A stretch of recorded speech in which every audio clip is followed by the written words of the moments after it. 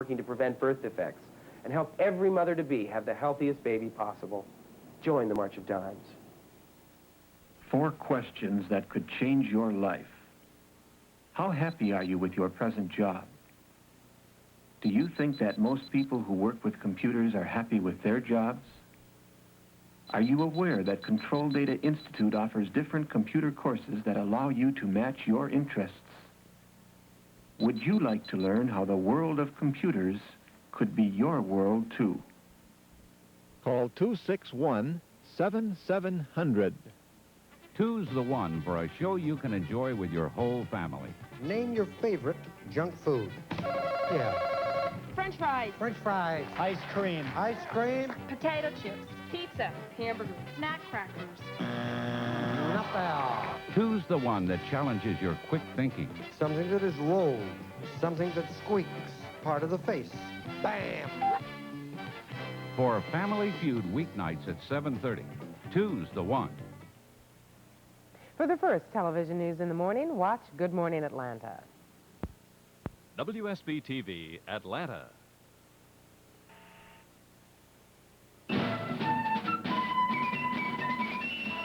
ABC News live coverage of Inauguration 81 continues. This portion brought to you by the General Foods family of fine products, pleasing you and your family for over 50 years. Products like Maxwell House, Post Cereals, and Kool-Aid Mix. Good afternoon once again. On Inauguration Day from the Capitol, we have a new president. President Reagan has taken the oath of office. We're going to bring you up to date on the Iranian story, the hostage crisis. As Ted Koppel reported a moment ago, we have word from Tehran radio, heard in West Germany, that the hostages plane has taken off. And also the AP is quoting an Iranian, the Iranian Pars news agency, as saying that they have taken off. Certainly that is the feeling here, anyway, among these people on the platform and in the Capitol, that it has actually happened. Pray God that it has. Now we're going to go to inside to the rotunda to our correspondent, Britt Hume, who is with Speaker Tip O'Neill. Britt? Thank you, Frank.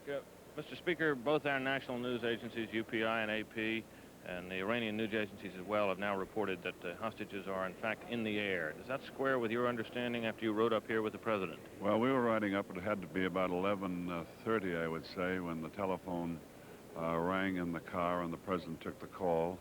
And then he announced to the president-elect at that time, Ronald Reagan, that within 15 minutes that the planes would be leaving Tehran and they would be flying to Turkey, I believe. And from there to, I guess, over Turkey to Athens, Greece, where the planes would be refueling before going to Germany. And he said in the conversation that he had the intentions himself of later on this afternoon of greeting the hostages in Germany. Well, that would have made it about 45 minutes to an hour or so. Oh, I would say about an hour ago, now, yes. What was your understanding about how long it would take them to get out of the airspace there? About an hour, 600 miles, they figured they were inside of Iran property. And it would take them about an hour to get out. I see. Thank you, Mr. Speaker. Now, I must ask you, you heard the speech. What did you make of the Mr. Reagan speech? Well, I have to say, Brett, I was very impressed with everything. This morning at the White House, when the Reagans came in and met the Carters, you know, it was the vanquished and the winner, and yet there was an affable feeling, friendliness. It's just great that the transition can go the way it does. There was no animosity whatsoever. There was a friendly feeling and a great spirit there. We rode down together, and for the most part, we talked about the hostages or that telephone conversation. Remarked about the crowds that were there and who were the fellows in the red jackets, and we presume they were Boy Scouts who were acting as ushers along the line. Nothing really of international consequence other than the fact that we were talking about the hostages. The president's speech was very simplistic. I think he spoke to a constituency of America who really put him where he is, and I think his remarks were no doubt pleasing to him. He won't compromise, but politics is the art of compromise, so it was a very enjoyable day. Thank you very much. Frank? Okay, thank you very much, Britt and Speaker O'Neill. We're going to go right now to Ted Koppel downtown with more word on the hostages. Ted? All right, Frank, if it's possible for this diverse nation of 226 million to have unanimity on anything, perhaps the time is now to give a unanimous hallelujah. And for the reason for that, let's go immediately to Peter Jennings in Frankfurt. Ted, hallelujah indeed. Behzad Nabavi, the chief Iranian negotiator, has just confirmed that the Algerian aircraft carrying the hostages have left Tehran, and so does Iran's Berabad airport tower, confirming the American hostages finally are on their way. We don't know where they're going just yet. We hope Algiers. We've had some reports there may be a refueling stop at Ankara in Turkey or in Damascus. But it's ironic that I'm looking on at the moment at the Armed Forces television in Germany, and there's that big sign on the hospital at Wiesbaden saying, "Welcome back." Peter, that it should be correct, I must tell you, Ted, that Nabavi has said it, the Pars news agency has said it, the Tehran tower has said it. Unless there is the most ultimate manipulation, it has finally happened. Peter, do you know precisely when they left? Did you get any indication from the... No, Ted, I can tell you, we're just talking within minutes. I mean, that news has come to us within the last 3, 4, 5, 10 minutes at the most. And does it matter? The plane carrying them left, quoting Nabavi, quoting the Pars news agency. It doesn't come any more official, Ted, at this point. All right, you're quite right, Peter. It really doesn't matter as long as they're airborne. As you heard Speaker O'Neill say a few moments ago, it's about 600 miles from 50 to 60 minutes to get them out of Iranian airspace. It is roughly a 3,000-mile trip to Algiers, if in fact that is where they are going. That would take them about 5 hours. So if they left within the last few minutes, sometime around 5 o'clock or 6 o'clock this afternoon, they should be landing in Algeria. We can't give it to you any harder than that. The hostages are on their way home. Frank? Thank you, Ted. Thank you. I guess they're still in Iranian airspace, and I would deduct, although, as Peter Jennings rightfully pointed out, what difference does it make now, that they probably left, well, who knows whether they left during the Carter administration or during the Reagan administration. It's hard to say, and we probably might not know for some time. The Speaker indicated that the telephone message that the President received in the car while riding up here with Governor Reagan, then Governor Reagan, indicated that they were going to fly to Athens and refuel, and then they said go on to Germany. But we can't really be sure that that is the precise route they'll follow. Anyway, we'll keep very close watch on it. Our coverage of Inauguration 81 continues in a moment.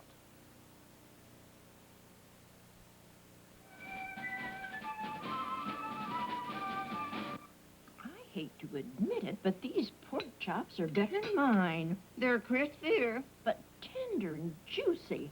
The seasoning. How Mary get these pork chops the scrumptious? Ask Mommy. New oven fry coating for pork. New oven fry? Lets me fry pork chops in the oven with a deliciously different flavor. Tender. Oh, extra crispy. Tastes great. Oven fry for pork. It's new. Hey, no. Say bye. Oh, it's coming along nicely, June. Yeah, but not for me. My doctor says too much caffeine makes me edgy. Well, why not try Sanka brand decaffeinated coffee? I'll take real coffee. Sanka brand's 100% real coffee. You'll love it. I do. June, the show is a big hit. Well, I'm really hitting it off with Sanka brand.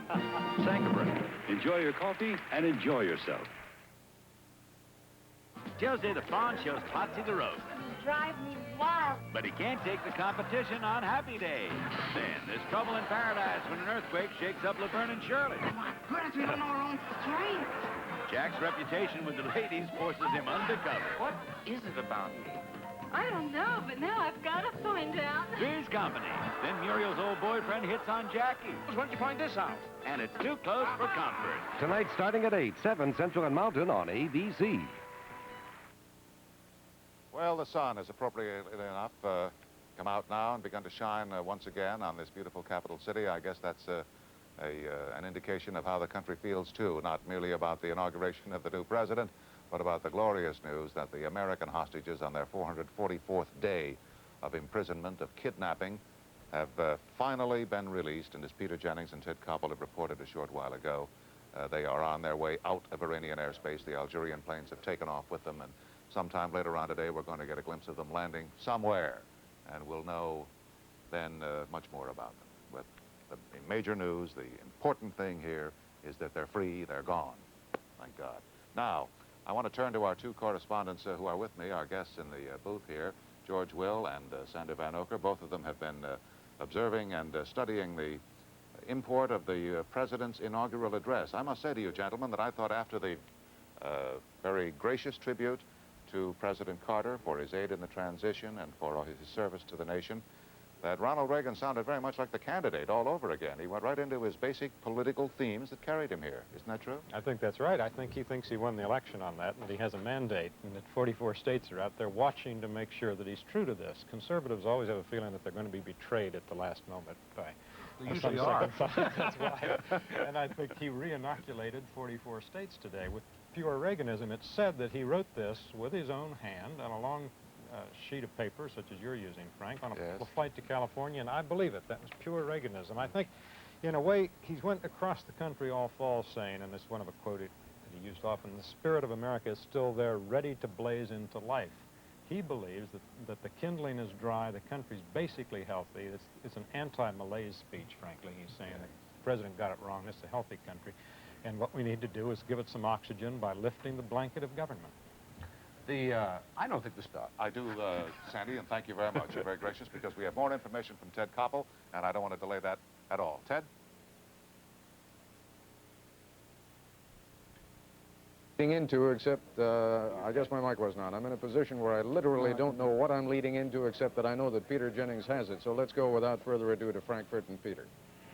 Ted, we do have some further information, which I must tell you at the outset does confirm the suspicion you have carried in your breast for so long. The official news agency in Tehran, PARS, has just announced that at 1 minute past 9 Tehran time, 1 minute after Ronald Reagan was sworn in as president, a first aircraft carrying the Algerian doctors left Tehran airport. At 2 minutes after 9, a second aircraft left carrying the Algerian delegation. And at 3 minutes past 9 Tehran time, 3 minutes after Ronald Reagan became president, an aircraft carrying the hostages left Tehran airport. They were escorted through Iranian airspace as far as we know, but they are escorted at the moment by Iranian American-built F-4 Phantom. Peter, we should also point out that there is an 8.5-hour time difference, so if you're thinking that that happened just after noon, it did not. You're right, Ted.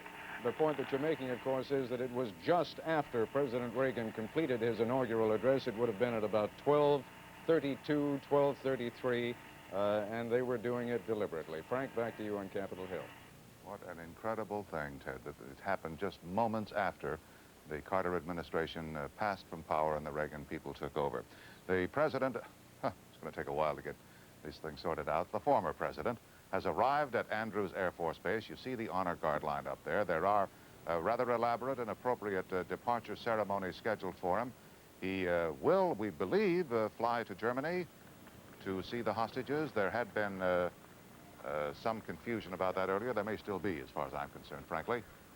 But our correspondent, Tom Gerald, is at Andrews, and maybe you can shed some light on that. Tom, where is he going, to Plains or to Germany?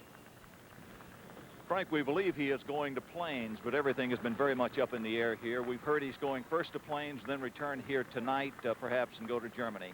We do know that the aircraft with Cy Vance, who is traveling to Frankfurt, has pulled away. They rushed Mr. Vance away from the VIP receiving line here with great urgency, and we believe he is boarding the aircraft that will take the special team of about 30 specialists to Germany to examine and debrief the hostages. Here is the former president, the former first lady. His staff and cabinet are here, his friends are here, and he is now taking a reviewing stand. Nearby is the honor guard, the bands, and they'll be sending him off to Plains momentarily.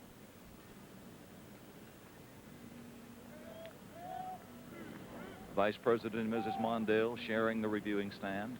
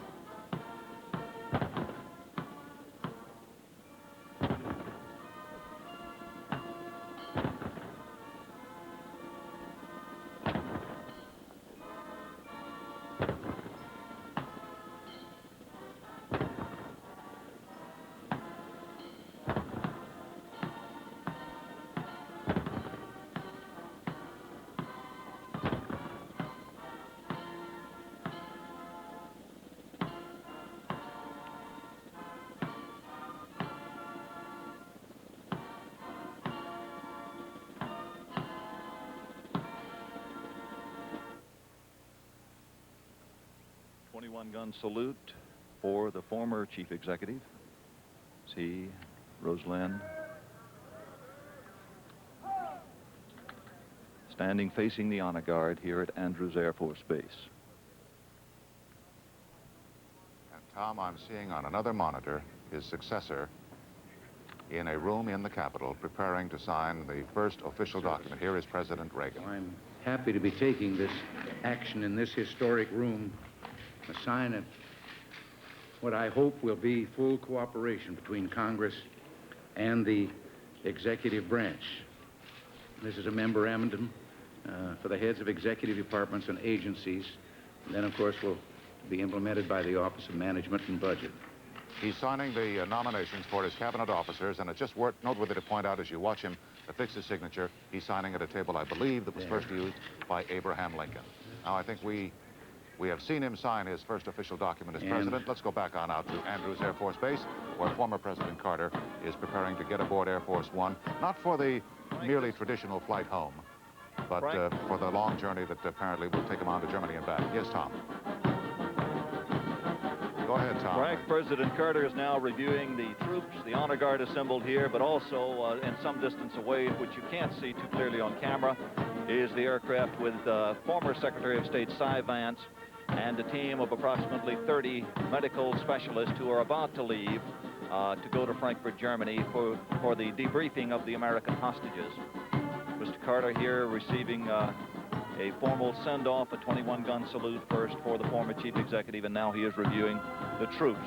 His cabinet, his senior staff, they're all here, and as they arrived here, we could tell that they knew what we learned moments later, that the hostages had indeed been freed. There was no sadness on their faces as they passed us here just a few moments ago. They were smiling because they had finally received the word that it was indeed a fact. And what a great burden is lifted not only from the shoulders of Jimmy Carter, but from Ronald Reagan as well, who does not have to begin his presidency with this plague hanging over him, so to speak. Although I suspect it will be some time before the first order of the government of the United States is to restore normal, friendly relations with the Islamic Republic of Iran. I don't think that will be his first order of business, do you, George?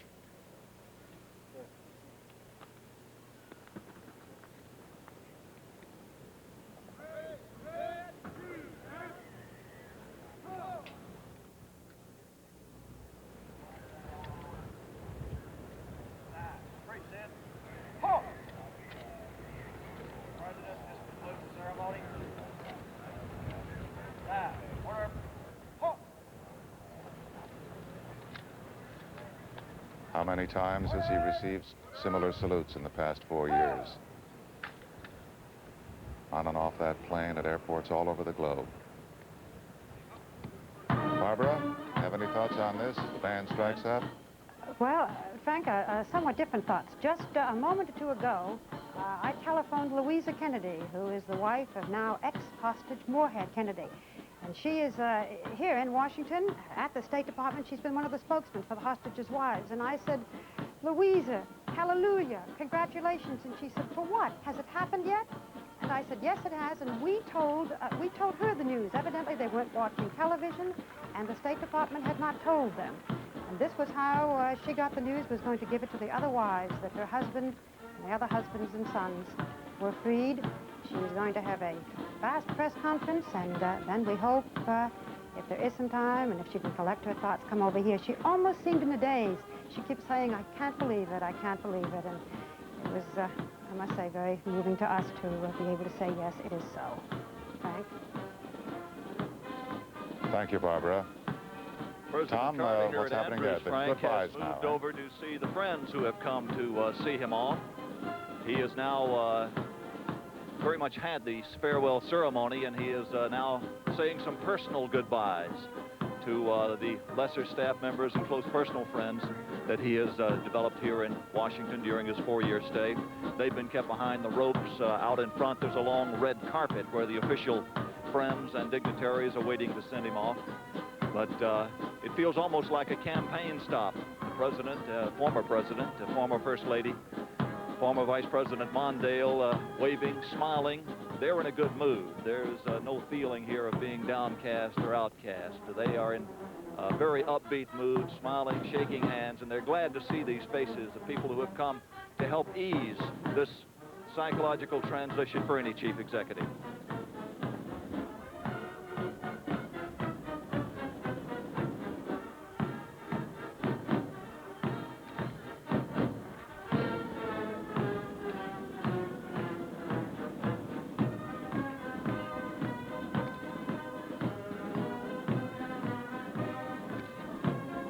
George, you have a comment to make as we watch the president say goodbye to his staff members and friends who've come out to see him? Well, it's nice symbolism because he began, as all, I guess, presidential candidates begin, with a very small staff, very loyal to him, and they're loyal at the end, and that's the normal cycle of politics. It's also appropriate and very nice that the Mondales are there, because one of the contributions that Jimmy Carter has made to American government, a lasting improvement, is to dignify the office of the vice presidency. Lord knows the president needs all the help he can get, and Mondale has been a great help to him.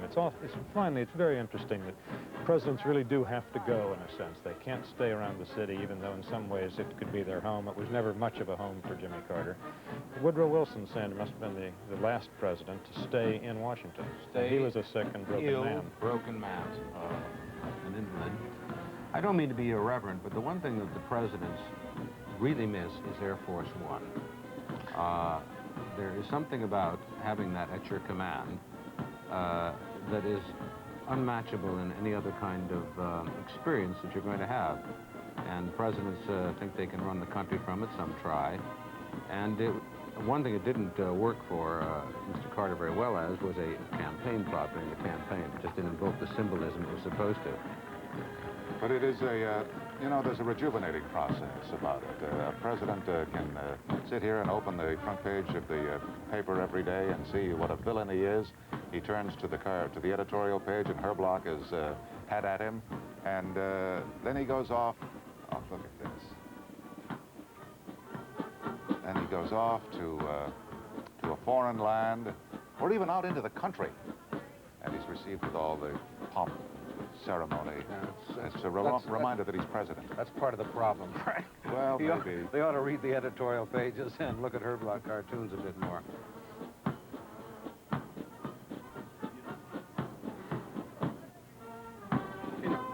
Frank, one of the things that occurs to me is here at Andrews Air Force Base, the lady who has just given a very warm embrace to President Carter is Anita Schaefer. Anita Schaefer is the wife of one of the hostages.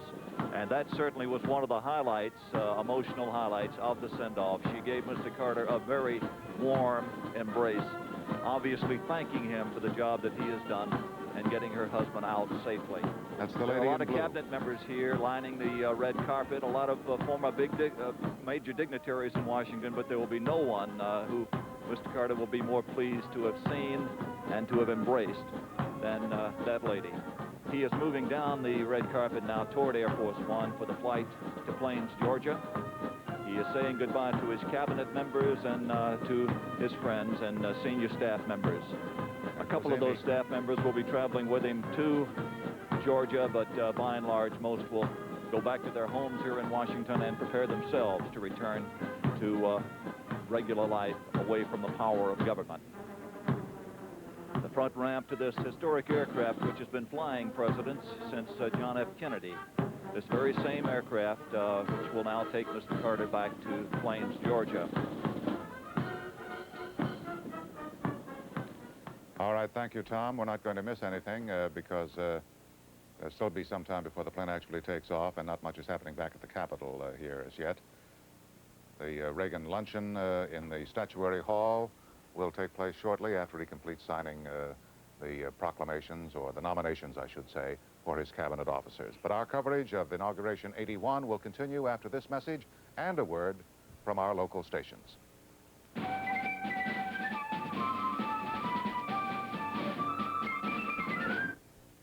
Please watch closely. This is the fastest developing color film in the world, Polaroid's new Time Zero Super Color. Ah, You first see the image in 10 seconds. Color. it's coming fast.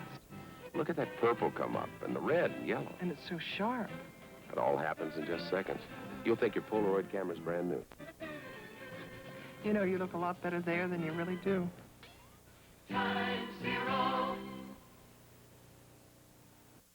Question, what energy supplies over half the homes in America? Natural gas. What Only one of these Robitussin formulas may be right for your kind of cough. So don't let just our television commercial recommend your cough medicine. The makers of Robitussin ask you to ask your doctor or pharmacist. Spelman College is celebrating a century of service to women who achieve. We cared first, and we still do. WSB Television, Channel 2, Atlanta.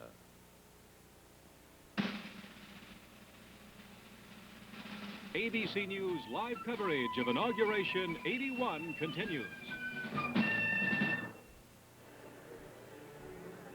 All right, we're back at the Capitol now, and President Reagan has finished signing the nominations for his cabinet officers to be formally submitted to the Senate.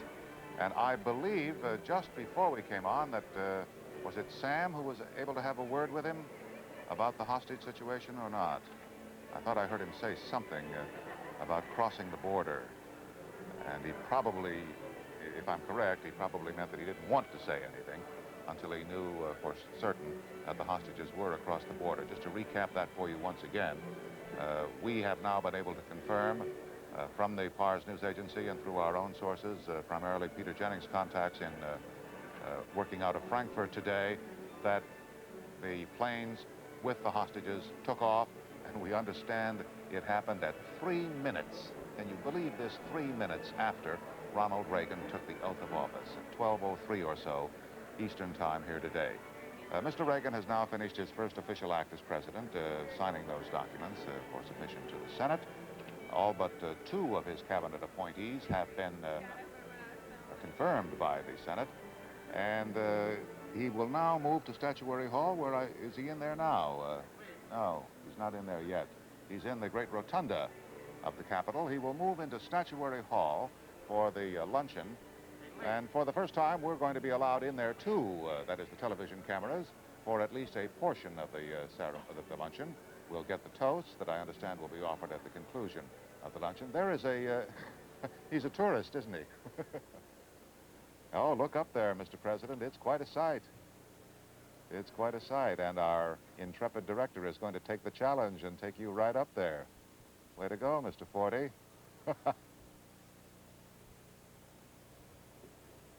Oh, what a beautiful sight it is, the great rotunda.